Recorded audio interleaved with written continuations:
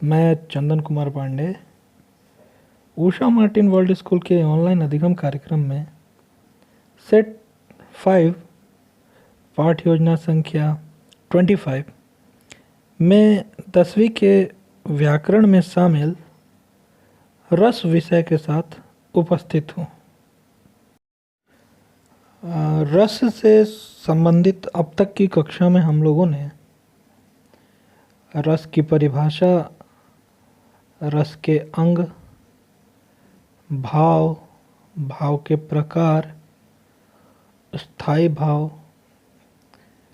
स्थायी भाव के नाम, रस एवं स्थायी भाव का आपसी संबंध, व्यभिचारी या संचारी भाव, संचारी या व्यभिचारी भाव के नाम, विभाव, विभाव के अंग जिसमें आलंबन और उद्दीपन विभाव को रखा गया था, और उद्दीपन के साथ साथ अनुभाव, अनुभाव के नाम आदि को जाना था। आज की कक्षा में हम रस के प्रकार पर बात करेंगे। रस, तीसरा दिन।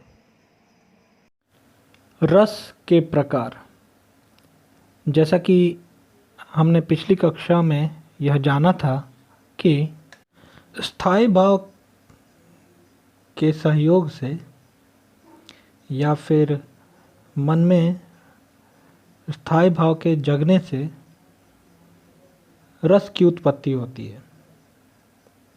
हमने यह भी जाना था कि स्थायी भाव की संख्या 9 थी, लेकिन बाद में आचार्यों ने उसमें 2 अन्य स्थायी भाव को शामिल किया। इस प्रकार अब हिंदी साहित्य में स्थायी भाव की संख्या 11 मानी गई है, अतः रसों की संख्या भी 11 होगी।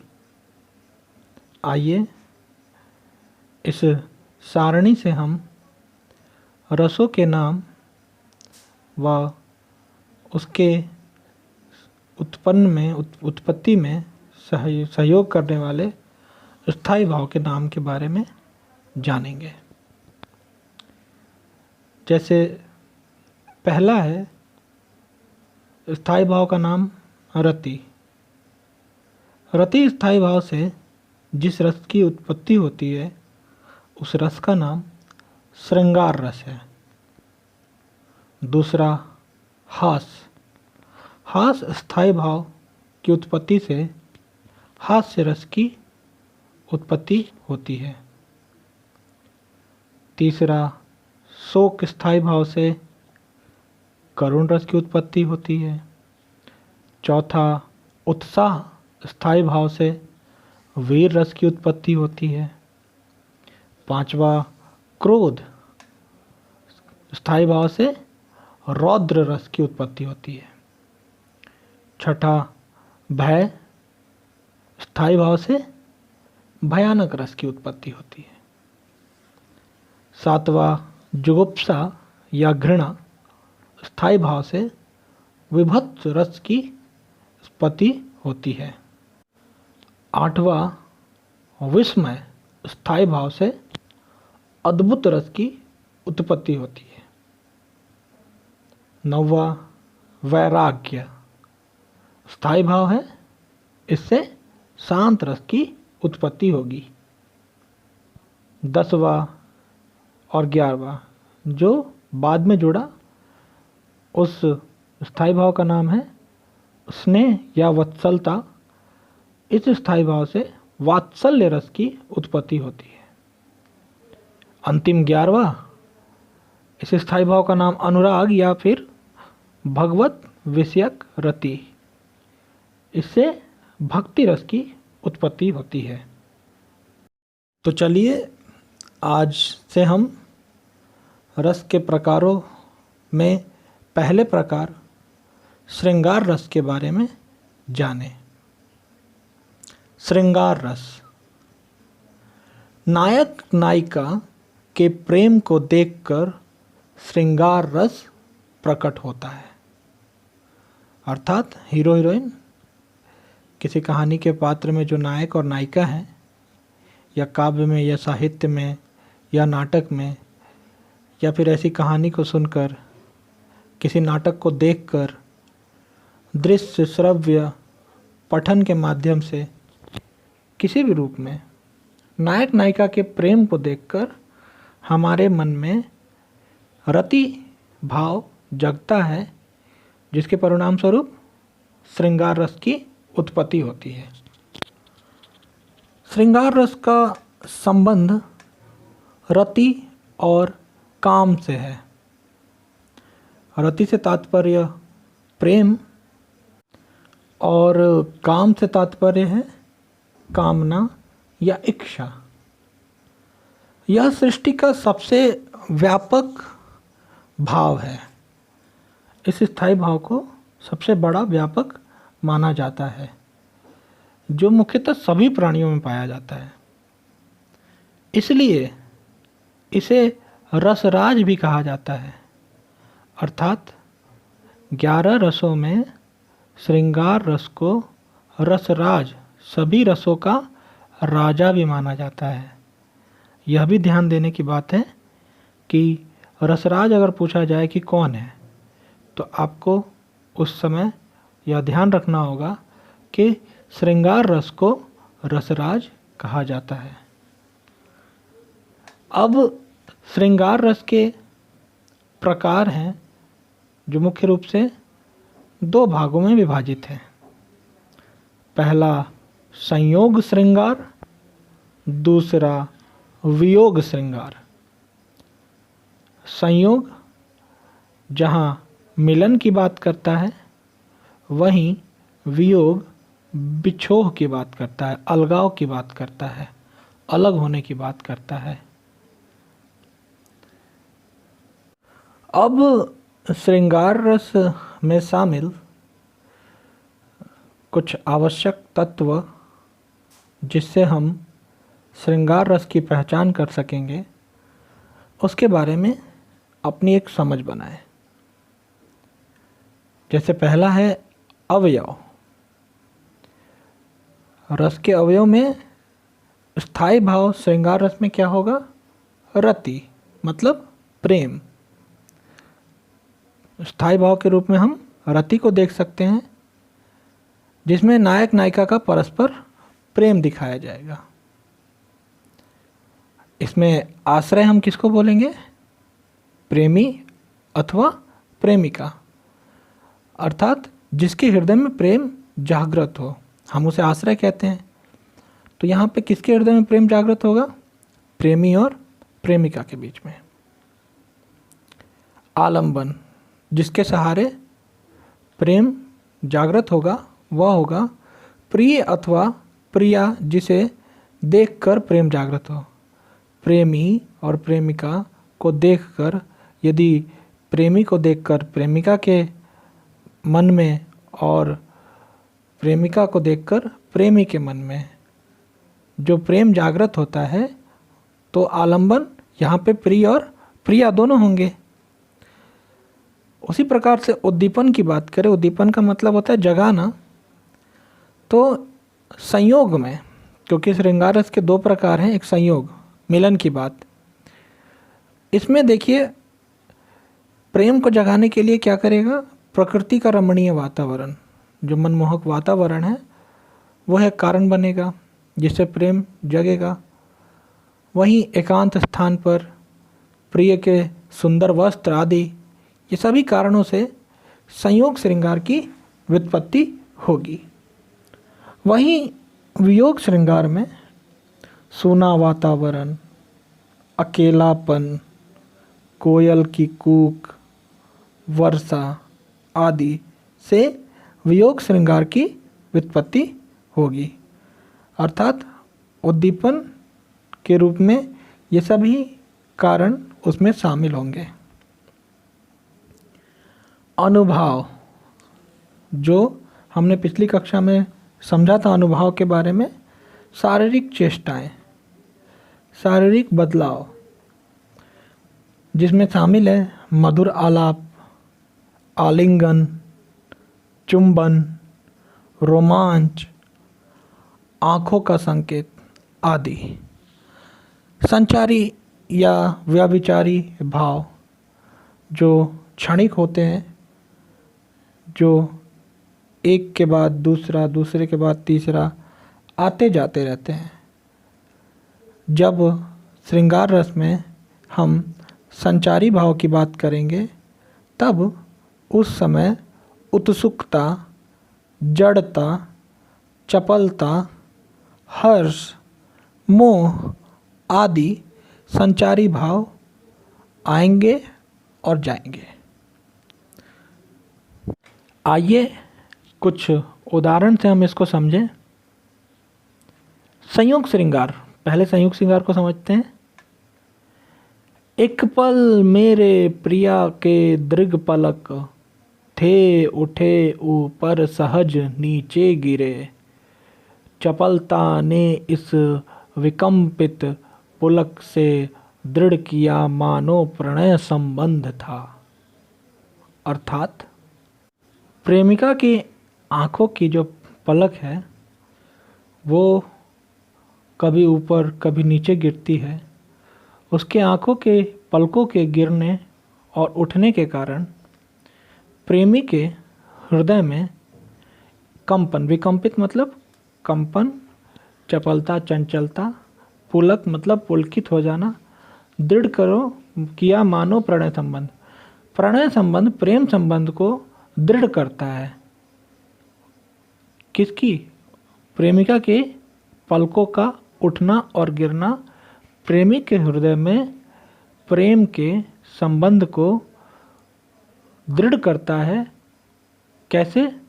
चंचलता से, शारीरिक कंपन से और मन में पुलकित भाव जगने से। उसी प्रकार दूसरा अगर हम देखें,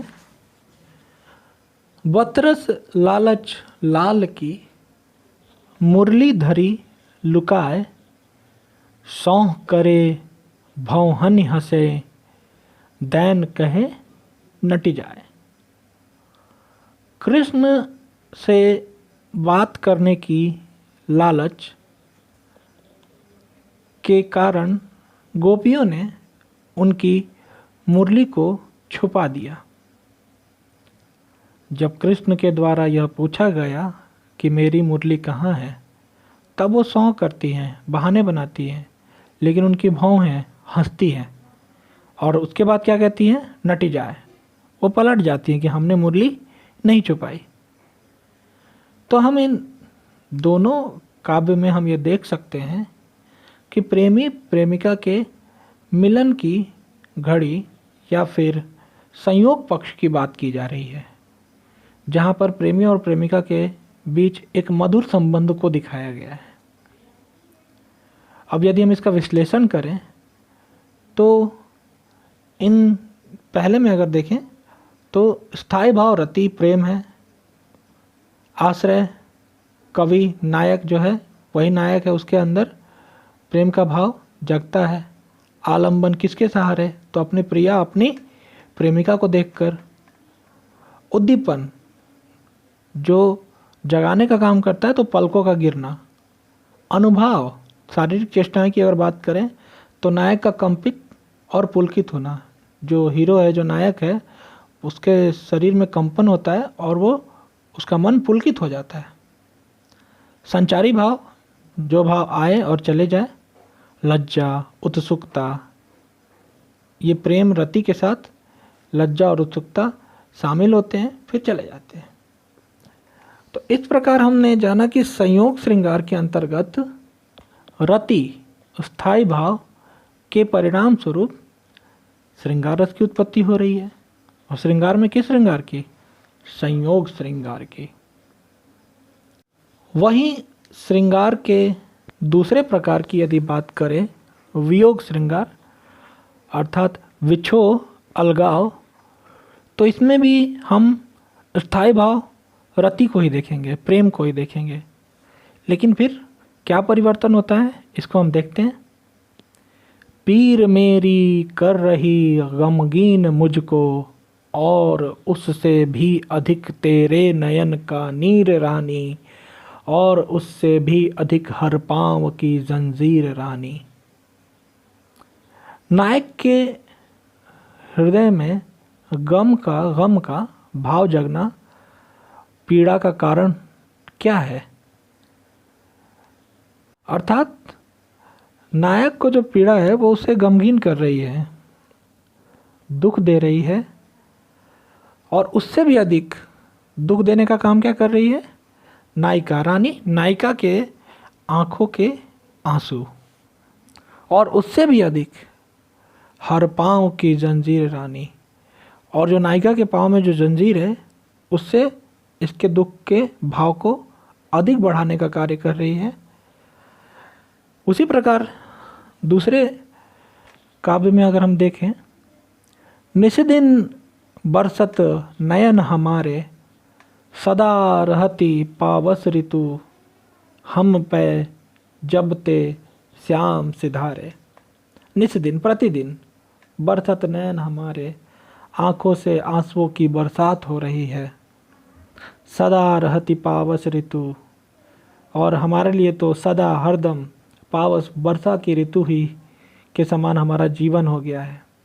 कब से? जब से श्याम सिधारे, जब श्याम हमें छोड़कर चले गए तब से हमारे जीवन में बारिश ऋतु का आगमन हो गया, वर्षा ऋतु का आगमन हो गया है, और हमारे आँखों से आंसुओं की बरसात हो रही है। इन दोनों काव्य में हमने देखा कि इस काव्य के मूल में जो भाव जग रहा है, स्थायी भाव, वह रति का भाव है। आइए विश्लेषण करते हैं इसका। जैसे इसमें स्थायी भाव रति है, प्रिया से वियोग, क्योंकि वियोग श्रृंगार है, तो उससे अपनी प्रेमिका से उसका वियोग देखा जा रहा है, अलगाव देखा जा रहा है। आश्रय, जिसके सहारे यह रस की उत्पत्ति हो रही है, वियोगी और परास्त प्रेमी। किसके भीतर ये वियोग की भावना जग रही है? तो प्रेमी के भीतर। वो वियोगी और परास्त है, हारा हुआ है। और आलंबन किसके सहारे? तो असंतुष्ट प्रेमिका। असंतुष्ट से तात्पर्य वैसी प्रेमिका जो अपने प्रिय से मिल नहीं पा रही है, परिणाम स्वरूप उसके प्रेम की पूर्ति नहीं हो पा रही है, इसलिए उस असंतुष्ट प्रेमिका के सहारे प्रेमी के हृदय में रति स्थायी भाव का जगना। उद्दीपन में अगर देखें तो उद्दीपन जिसके माध्यम से हमारे अंदर का भाव जगता है, वह आँखों का पानी, आंसू, शारीरिक बंधन, उसके पाँव की बेड़ियाँ, ये सभी देखकर इनके अंदर वियोग श्रृंगार की भावना उत्पन्न हो रही है। वहीं अनुभव शारीरिक चेष्टाओं की बात करें तो प्रेमी के वचन, प्रेमी के द्वारा जो बोली गई बात है, वो सभी अनुभव के रूप में देखा जा सकता है। उसी प्रकार से दूसरे काव्य में हमने देखा कि आंसुओं का बहना, गोपियों का कृष्ण के प्रति प्रेम दिखाना, अलगाव की स्थिति। तो यहाँ गोपियाँ हो जाएंगी आश्रय, और नैन से आंसू बहना ये हो जाएगा अनुभव, और अंत में आलंबन श्री कृष्ण हो जाते हैं। तो इस प्रकार से हमने श्रृंगार रस के दोनों पक्ष, संयोग पक्ष और वियोग पक्ष के बारे में जाना। आप परीक्षा के दौरान रस पूछे जाने पर आप श्रृंगार रस भी लिख सकते हैं। यदि श्रृंगार रस के साथ साथ आप वियोग श्रृंगार या संयोग श्रृंगार लिखते हैं तो आपका उत्तर अधिक तार्किक माना जाएगा। यदि आप नहीं लिख पाते हैं, आप श्रृंगार रस ही लिख पाते हैं, तब भी आपका उत्तर मान्य कहलाएगा।